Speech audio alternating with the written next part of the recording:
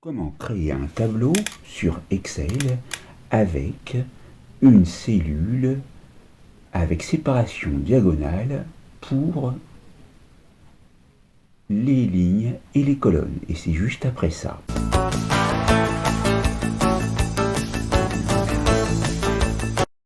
Donc le résultat à obtenir est celui-ci. Nous allons faire sensiblement la même chose en nous rendant sur une autre feuille et nous verrons la comparaison.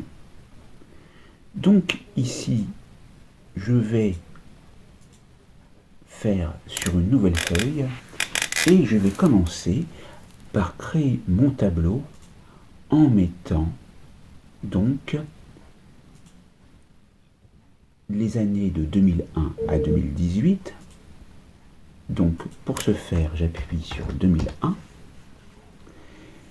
et vous appuyez sur la touche CTRL et vous voyez deux fois le signe plus et vous allez aller jusqu'à 2018. Vous pouvez mettre en forme ensuite en vous mettant dans cette couleur et en gras. Et vous pouvez bien sûr modifier la taille de la police pour que ça soit plus visible. Ensuite, nous allons mettre les mois. Donc on commence par janvier. Et comme il s'agit déjà d'une liste déjà préétablie, il vous suffit juste de vous mettre sur le signe plus en bas à droite et de maintenir le clic gauche jusqu'à décembre. Là, on va mettre en gras, en rouge et on va mettre également en 12 pour que ça soit plus visible. On va donc faire un double clic entre les deux colonnes pour ajuster. Et là, nous allons passer dans le vif du sujet où, ici, la cellule, je vais la rendre plus grande. Je vais aller, donc par le biais d'un clic droit sur hauteur de ligne. Et puis je vais mettre, je ne sais pas moi, 40 pour que ça soit suffisamment grand. Voilà. Donc on a ici une cellule qui est bien grande. Pour commencer à taper dedans, eh bien, on y va. On va taper année, que je vais tout de suite mettre dans la police de caractères et la couleur identique. Donc en gras, en taille 12 et dans la même couleur bleue que tout à l'heure. Une fois fait, vous mettez juste après le mot où vous voyez le curseur clignoter. Vous appuyez sur la touche Alt, Entrée, pour passer à la ligne et vous tapez mois que vous allez donc de la même manière mettre en forme, donc toujours en gras et en taille 12, mais cette fois-ci en rouge. Vous allez décaler, après vous êtes mis au début du mot, donc vous allez décaler année vers la droite en appuyant sur la touche espace jusqu'au bout. Pas trop, donc juste là. Et vous retapez le A s'il n'apparaît pas. Et si vous êtes trop loin, vous appuyez sur la touche Supre. Voilà. Maintenant, une fois que c'est fait, vous allez cliquer en dehors et vous voyez donc année et mois. Vous cliquez une fois dessus et ce que vous allez faire, vous allez donc faire un clic droit et vous voudriez donc insérer une ligne diagonale, mais vous ne le pouvez pas ici. Par contre, dans Alignement, ici, comme vous pouvez le voir, dans Accueil et dans Alignement, vous avez la possibilité de voir que vous pouvez agir sur l'alignement en haut des mots. Et c'est très important, on va le faire tout de suite. Donc là, vous avez année qui est donc en haut et mois qui est en haut. Et il vous faut encore mettre en forme avec des bordures, et ces bordures doivent être en diagonale. Donc on va aller dans autre bordure et on va aller sélectionner un style de bordure qui soit suffisamment explicite, et on va prendre donc ceci et on va appuyer sur OK. Et là, qu'est-ce qu'on remarque? On remarque que ça marche bien, puisqu'on a bien une séparation en diagonale entre la ligne année, avec toutes les années qui sont marquées sur la ligne, et les mois. Et pour terminer, nous pouvons bien sûr mettre en forme ce tableau afin qu'il ait un meilleur rendu, comme vous pouvez le voir ici.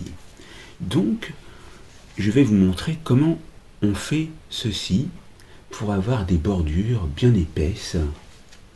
Donc je revais en arrière. Donc là j'étais dans imprimer pour aperçu avant impression. Je vais donc annuler les formats de cellules. Et donc on se retrouve ici. On va donc sélectionner tout le tableau par le biais du clic gauche maintenu. Et on va donc, une fois après avoir sélectionné tout le tableau, se rendre ici dans les bordures, et on choisit bordure extérieure épaisse. Donc là, on ne le voit pas tout de suite, mais si on va en dehors, on le voit. On retourne maintenant dans Alignement en appuyant sur la petite flèche en bas à droite dans les paramètres d'alignement pour accéder à la gamme complète d'options d'alignement des cellules, et dans la fenêtre qui vient de s'ouvrir, vous allez aller dans Bordure et vous allez choisir ce style de bordure qui est épais, et vous allez mettre un contour qui est donc relativement bien, donc c'est ce contour, ainsi que l'intérieur. Donc le contour et l'intérieur, alors on ne voit pas, mais on va recommencer et on va voir sur OK ce que ça donne. Donc là, ça n'a pas fonctionné parce que bien sûr, on n'a pas sélectionné tout le tableau. Il faut bien sûr sélectionner tout le tableau pour pouvoir effectuer ceci. C'est-à-dire que vous retournez donc dans les paramètres et là, vous cliquez bien sur bordure et là, vous voyez que l'aperçu apparaît avec l'intérieur, le contour, bien sûr. On appuie sur OK. On voit donc en visuel que cela apparaît, mais pour en être sûr, vous allez aller dans Fichier, Imprimer, et vous avez l'aperçu avant impression qui est le même que celui que je vous ai montré. Vous avez donc pu voir dans cette vidéo comment il était possible de mettre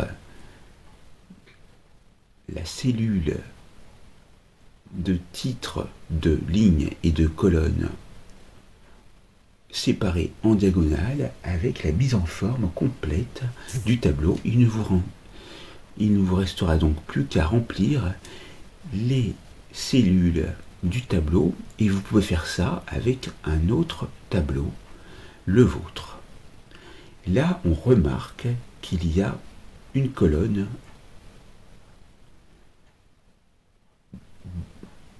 où il y a une cellule. Donc, on va aller enlever ça. C'est dans la colonne où il y a le dessin 2005. Donc 2005, en effet, on voit, on va supprimer, mais si on fait supprimer, ça ne fonctionne pas. On va donc aller effacer le contenu, ça ne fonctionne pas non plus. Qu'est-ce qu'il reste à faire? Eh bien, on va dans aucune bordure, et vous voyez que ça fonctionne. Maintenant, vous avez vu comment il était possible de faire, et quand on retourne, on fait fichier imprimé, et c'est très bien. Vous n'avez plus qu'à mettre en forme votre tableau si vous voulez le centrer, éventuellement. Donc, dans ce cas-là, vous pouvez donc sélectionner le tableau, le centrer. Ça, c'est centré, donc vraiment tout ce qui est à l'intérieur, mais c'est pas ce que je veux. Donc dans ce cas-là, je clique ici. C'est donc